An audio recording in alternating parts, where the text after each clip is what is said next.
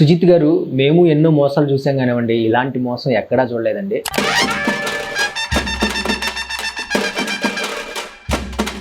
Hello guys, welcome back to open చేస్తే. ఎలా ఉన్నారు? అంత బాగున్నారా? ఓజీ సినిమా ఎప్పటి నుంచో వెయిట్ చేస్తూ ఉన్నాము, ఎప్పుడెప్పుడు థియేటర్లోకి వస్తుందా అని చెప్పేసి ఎన్ని ఎక్స్పెక్టేషన్స్ పెట్టుకున్నాము, ఎంత హైప్తో థియేటర్కి వెళ్ళాము. చాలా సంవత్సరాల తర్వాత పవన్ కళ్యాణ్ గారు ఒక ఒరిజినల్ పక్కా ఫిల్మ్తో వస్తున్నారు, దట్టు సుజిత్ గారి డైరెక్షన్లో. అంటే సాహో టైంలో అంటే అప్పుడు ప్రభాస్ గారు బాహుబలి 1, బాహుబలి 2తో ఒక రేంజ్కి వెళ్ళిపోయి ఉన్నారు. అలాంటి క్రేజ్, అలాంటి పాపులారిటీ ఉన్న హీరోని ఎలా ప్రజెంట్ చేయాలి, ఎలా స్క్రీన్ మీద చూపించాలి, ఎలా టేకింగ్ చేయాలి అనే దాని మీద కొంచెం ప్రెజర్ అనేది ఉంటుంది. సో ఆ ప్రెజర్లో కొంచెం డిసప్పాయింట్ చేశారు అంటే ఓకే, కానీ ఇన్ని సంవత్సరాల టైం తీసుకున్నారు పవన్ కళ్యాణ్ గారితో సినిమా చేయడానికి, కానీ మళ్ళీ అలాగే డిసప్పాయింట్ చేస్తారని నేనైతే అనుకోలేదు. నిజంగా అండి, నేనైతే చాలా ఎక్స్పెక్టేషన్స్ పెట్టుకుని థియేటర్కి వెళ్ళాను, కానీ సుజిత్ గారు అయితే నన్ను చాలా మోసం చేశారు. ఏంట్రా అసలు నీకు ఎందుకు ఇంత డిసప్పాయింట్ అయ్యావు, నీకు నచ్చలేదా సినిమా అంటే, ఫస్ట్ ఆఫ్ ఆల్ సుజిత్ గారు ఈ సినిమాకి స్టోరీ ప్రాపర్గా రాసుకోలేదండి. ఆయన ఒక 10 to 15 ఎపిసోడ్స్, ఒక ఎలివేషన్ ఎపిసోడ్స్, అంటే పవన్ కళ్యాణ్ గారిని ఒక మాస్ హీరో, ఆయన ఫ్యాన్స్ ఏమి ఎక్స్పెక్ట్ చేస్తారు అవన్నీ కూడా పెట్టుకొని ఒక 10 to 15 ఎలివేషన్ సీన్స్ రాసుకున్నారు. వాటన్నింటినీ మంచిగా ఒకదాని తర్వాత ఒకటి వచ్చేలాగా ప్లాన్ చేసుకున్నారు. మరి ఇంకేంట్రా మంచిగానే ప్లాన్ చేసుకున్నారు అంటున్నావు కదా ఎలివేషన్ ఎపిసోడ్స్ అంటే, సినిమానే ఒక ఫ్లాష్ బ్యాక్ తో స్టోరీ స్టార్ట్ అవుతుంది. ఆ ఫ్లాష్ బ్యాక్ లో మళ్ళీ ఒక క్యారెక్టర్ వస్తుంది, ఒక ఫ్లాష్ బ్యాక్ చెప్తాడు, అక్కడ ఒక ఎలివేషన్. మళ్ళీ ఇంకొక క్యారెక్టర్ వస్తుంది, మళ్ళీ ఇంకొక ఫ్లాష్ బ్యాక్ చెప్తాడు, అక్కడ ఒక ఎలివేషన్.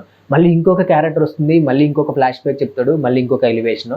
ఆ తర్వాత మళ్ళీ ఇంకో క్యారెక్టర్ వస్తుంది, ఆ క్యారెక్టర్ మళ్ళీ ఒక ఫ్లాష్ బ్యాక్ చెప్తుంది, మళ్ళీ అక్కడ ఆ ఫ్లాష్ బ్యాక్ లో ఇంకొక ఎలివేషన్ సీన్. ఇలాగా ఒక 5-6 ఎలివేషన్ సీన్స్ తోనే ఫస్ట్ హాఫ్ మొత్తం కంప్లీట్ అయిపోయింది. సరే ఓకే, ఫ్యాన్స్ కోసం, డైహార్డ్ ఫ్యాన్స్ కోసం, ఫ్యాన్స్ ఇవన్నీ ఎక్స్పెక్ట్ చేస్తారు, ఇవన్నీ ఎలిమెంట్స్ ఉండాలి అని కాబట్టి పెట్టారు. ఓకే, బాగుంది. ఇంటర్వెల్ బ్యాంక్ వచ్చేసరికి, ఈ ఇంటర్వెల్ బ్యాంక్ అయితే నాకు చాలా బాగా నచ్చింది. అక్కడ హీరోకి ఒక పర్సనల్, ఎమోషనల్, సాడ్ ఇన్సిడెంట్ జరుగుతుంది. లిటరల్లీ చెప్తున్నాను, ఇంత పర్సనల్ లాస్ అయిన తర్వాత, ఆ టైంలో అంత లాస్ జరిగినప్పుడు లిటరల్లీ చెప్తున్నాను, థియేటర్లో అందరూ కూడా క్లాప్స్ కొట్టారు. అంతేకాదు ఇంకా ఏమన్నారో తెలుసా, బ్యాక్ నుంచి అయిపోయిందిరా మీ అందరికీ ఒక్కొక్కడికి చెక్కేస్తాడు, మామూలుగా ఉండదు అన్న కామెంట్స్ కూడా వినిపించాయి నాకు. నేను కూడా మామూలుగా ఎక్స్పెక్ట్ చేయలేదు. టీజర్లో, ట్రైలర్లో చెప్పినట్టు ఒక బ్లడ్ బాతే చూస్తాము సెకండ్ హాఫ్ మొత్తం అనుకున్నాను. కానీ సెకండ్ హాఫ్ స్టార్ట్ అయిన తర్వాత ఇంత లాస్, ఇంత పర్సనల్ లాస్ అయిన హీరో అదేం పట్టించుకోకుండా అక్కడికి వెళ్తాడు, ఇక్కడికి వెళ్తాడు, వాళ్ళకి వార్నింగ్ ఇస్తాడు, వీళ్ళకి వార్నింగ్ ఇస్తాడు, స్టోరీ ఎటో వెళ్ళిపోతుంది. అసలు ఏమైందిరా, అంత పర్సనల్ లాస్ అయింది, అంత ఎమోషనల్ డ్యామేజ్ అయింది, కనిపించిన ప్రతి ఒక్కరిని నరుక్కుంటా వెళ్ళిపోతాడు అనుకున్నాను నేనైతే. కానీ అదంతా పక్కన పెట్టేసి డిస్ట్రాక్ట్ అయిపోయింది. మళ్ళీ సెకండ్ హాఫ్ లోకి వచ్చేసరికి మళ్ళీ ఏదో ఒక క్యారెక్టర్ రావడం, ఒక ఎలివేషన్ ఇవ్వడం, ఒక ఫ్లాష్ బ్యాక్ చెప్పడం, ఆ ఫ్లాష్ బ్యాక్ లో మళ్ళీ ఎలివేషన్ ఇవ్వడం, ఈ ఎలివేషన్ ఇవ్వడం, ఫ్లాష్ బ్యాక్ చెప్పడం, ఆ ఫ్లాష్ బ్యాక్ లో ఎలివేషన్ ఇవ్వడం, ఇదంతా ఎక్కడ వరకు కంటిన్యూ అయిందంటే సినిమా ఎండింగ్ వరకు కంటిన్యూ అయింది. ఎండింగ్ లో జపాన్ నుంచి ఒక క్యారెక్టర్ తీసుకొస్తారు, ఆ క్యారెక్టర్ వచ్చి మళ్ళీ ఎలివేషన్ ఇస్తాడు. అసలు ఓజీ అంటే ఎవరో నీకు తెలుసా, అసలు ఓజీ ఒక గ్యాంగ్స్టర్, వరల్డ్ ని ఏం చేశాడో తెలుసా, నన్ను ఏం చేశాడో తెలుసా అని చెప్పేసి ఒక ఎలివేషన్ ఇస్తాడు, ఒక చిన్న ఫ్లాష్ బ్యాక్ చెప్తాడు. ఇలాగా సినిమా మొత్తం ఈ ఎలివేషన్ తోనే సరిపోయింది. ఒక సినిమాలో ఒక హీరోకి ఖచ్చితంగా ఒక ఫ్లాష్ బ్యాక్ ఉంటుంది. ఆ ఫ్లాష్ బ్యాక్ ఎలా ఉంటుంది, మనం ఏమి ఎక్స్పెక్ట్ చేస్తాము? ఫర్ ఎగ్జాంపుల్ ఇక్కడ ఓజీ ఉన్నాడు, ఓజస్ గంభీరా. అసలు అతను ఎవరు? అసలు ఈ ఓజస్ గంభీరా ఈ క్రైమ్ వరల్డ్ లోకి, ఈ గ్యాంగ్స్టర్ వరల్డ్ లోకి, ముంబై అండర్ వరల్డ్ లోకి ఎలా ఎంటర్ అయ్యాడు, అక్కడ ఎలా ఎదిగాడు, ముంబై అండర్ వరల్డ్ మాత్రమే కాదు ప్రపంచం మొత్తం మీద తన ఆధిపత్యాన్ని ఎలా చేశాడు, అంత స్థాయికి ఎలా ఎదిగాడు, ఈ ఓజీకి ఈ ఓమికి మధ్య ఉన్న కాన్ఫ్లిక్ట్ ఏంటి, వాళ్ళిద్దరి మధ్య జరిగిన గొడవలు ఏంటి, అసలు ఈ గంభీర తన గ్యాంగ్ ను వదిలి ఎక్కడికి వెళ్ళాడు, తన పర్సనల్ లైఫ్ ఏంటి, తన ఫ్యామిలీ లైఫ్ ఏంటి, తన లవ్ లైఫ్ ఏంటి, అది ఎలా స్టార్ట్ అయింది, తన గ్యాంగ్ ని, తన ముంబై అండర్ వరల్డ్ ని వదిలేసి ఎక్కడికి వెళ్ళాడు, అసలు తను ఈ మార్షల్ ఆర్ట్స్ లో ఒక మాస్టర్ ఎలా అయ్యాడు, ఈ మార్షల్ ఆర్ట్స్ లో ఒక లెజెండ్ ఎలా అయ్యాడు, దానికోసం తను ఎంత కష్టపడ్డాడు. లిటరల్లీ జపాన్ లో ఓజీ విగ్రహం పెట్టి అతన్ని ఆరాధిస్తూ ఉంటారు. సో అతను అంత స్థాయికి ఎలా ఎదిగాడు, అసలు అతని క్యారెక్టర్ ఆర్క్ ఏంటి, ఇవన్నీ కదా ఒక ఫ్లాష్ బ్యాక్ లో, ఒక మెయిన్ క్యారెక్టర్ యొక్క స్టోరీలో మనం తెలుసుకోవాలనుకునేది. ఇవన్నీ ఏమీ ఉండవు. ఇవన్నీ మీరు తెలుసుకోవాలనుకుంటే పార్ట్ 2 ఓజీ 2కి రండి, అందులో తెలుసుకోండి. ఇప్పుడు ఇది ఒక ఫ్యాషన్ అయిపోయింది, ఒక ట్రెండ్ అయిపోయింది, ప్రతి ఒక్కరు పార్ట్ 2 అంటున్నారు. ఏమైనా అంటే మిగతా అసలైన స్టోరీ అంతా పార్ట్ 2లో ఉంది అంటారు, మరి ఇంకా పార్ట్ 1 ఎందుకు తీశారు? నెక్స్ట్ అండి, లిటరల్లీ చెప్తున్నాను, ఫ్యాన్స్ ఎమోషన్స్ ని క్యాష్ చేసుకుంటున్నారు. ఏ హీరో ఫ్యాన్స్ అయినా కానీ ఒక థియేటర్ కి ముందుగా ఎందుకు వెళ్తారు, వాళ్ళ హీరో టైటిల్ కార్డ్ ఎలా ఉంటుందో చూసుకోవాలి అని. ఇప్పుడు ఈ సినిమానే కాదు, ప్రతి సినిమాలో కూడా నేను అబ్జర్వ్ చేస్తున్నాను, ఆ టైటిల్ కార్డు పడే విషయంలో కూడా artificial intelligence, graphics, animation, animation CGA వాడుతున్నారు.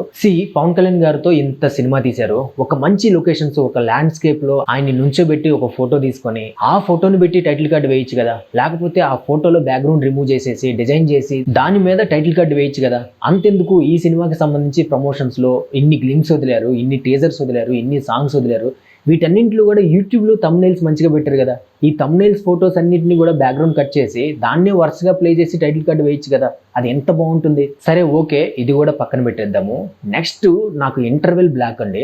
ఇంటర్వెల్ బ్లాక్ లో ఒక మంచి చూడడానికి చాలా బాగుంది ఆ సీన్. అది కూడా CG VFX AI పెట్టేస్తే ఎలాగా. CG అనేది వాడతారు, అంటే తలకాయలు తెగిపోవడానికి, కాళ్ళు చేతులు తెగిపోవడానికి, ఇవన్నీ కూడా చూపించడానికి CG వాడతారు.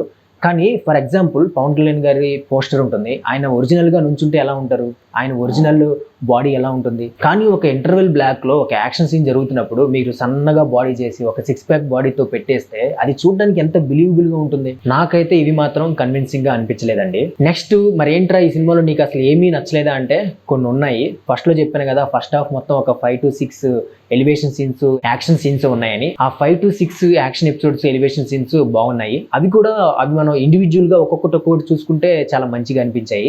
నెక్స్ట్ పవన్ కళ్యాణ్ గారి కాస్ట్యూమ్ బాగుంది, పవన్ కళ్యాణ్ గారి కత్తి బాగుంది, ఆ తర్వాత కెమెరా వర్క్ చాలా బాగుంది, టేకింగ్ అయితే టాప్ నాచ్ లో ఉంది, అలాగే మ్యూజిక్ కూడా బాగుంది. సో అది గైస్ ఓజీ సినిమా గురించి ఇవాళ మన వీడియో. ఈ వీడియో మీకు నచ్చితే ఒక లైక్ కొట్టండి, అండ్ అలాగే ఈ రివ్యూ మీకు జెన్యూన్ గా అనిపిస్తే పక్కనే ఉన్న హైప్ కూడా కొట్టండి, అండ్ అలాగే మన స్లోన్ గుర్తుంది కదా, నచ్చితే మెచ్చుకుందాం, అందరితో పంచుకుందాం. So please support and subscribe to open చేస్తే పక్కనే ఉన్న బెల్ ఐకాన్ ఒకటి మాత్రం అస్సలు మర్చిపోద్దు. సో నెక్స్ట్ వీడియోలో మళ్ళీ కలుద్దాం. Until then take care, see you all later, bye.